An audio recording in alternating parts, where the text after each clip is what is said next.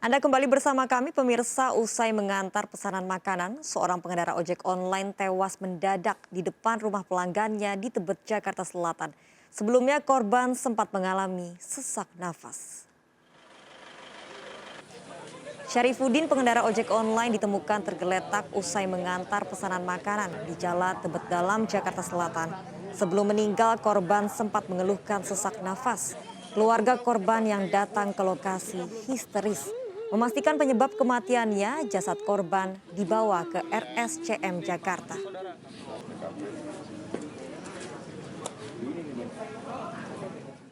Ya pemirsa, waspada tabung oksigen abal-abal. Seorang warga di Kota Tangerang, Banten modifikasi tabung alat pemadam kebakaran ringan menjadi tabung oksigen. Saat penggerebekan di hotel di Jakarta, petugas juga mendapati sarung tangan dan masker yang ditimbun pelaku.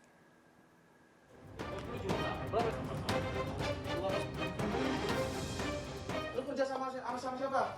Dapat dari mana? Dapat dari mana lu? Siapa yang masuk lu? Petugas dari Tangerang Kota menggerebek sebuah kamar hotel di kawasan Taman Sari, Jakarta Barat. Dari dalam kamar yang dihuni pria IF ini ditemukan beragam barang bukti alat medis, mulai dari obat COVID-19, tabung oksigen, hingga masker dan sarung tangan yang ditimbun pelaku. Barang lu banyak. Ya Allah, hari ini doang ini titipan kami juga. Suruh siapa titipan lu? Meski telah ditemukan banyak barang bukti, namun pelaku mengelak dengan alasan barang-barang tersebut hanya titipan. Pelaku menjual alat medis secara online dengan harga lebih tinggi dari harga normal. Azitromisin per boxnya dijual Rp320.000, Ivermectin dijual per boxnya Rp550.000, dan masker 3M 821OF dijual seharga Rp210.000 per kotaknya. Sebulan beroperasi, pria ini meraup untung Rp10 juta. Pelaku juga nekat memodifikasi tabung alat pemadam api ringan atau APAR menjadi tabung oksigen. Tabung ukuran 1 meter kubik dijual seharga Rp4,5 juta. Pengungkapan tindak pidana ini berawal dari pengembangan kasus narkoba yang juga dilakukan pelaku.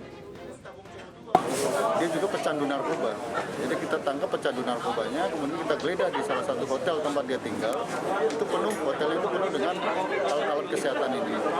Jadi ada tabung gas, kemudian obat-obatan COVID, terus kemudian ada sarung tangan kesehatan yang digunakan oleh tenaga kesehatan kita dalam melakukan perawatan yang terkena COVID. Pelaku terancam 20 tahun penjara. Dari Tangerang, Banten, Sukron melaporkan. Pemirsa, seorang wanita asal Tangerang ditangkap karena melampirkan surat PCR palsu saat akan berpergian melalui Bandara Internasional Lombok. Surat PCR palsu dibelinya seharga Rp500.000. Untuk meyakinkan korban, pelaku mencatut nama rumah sakit.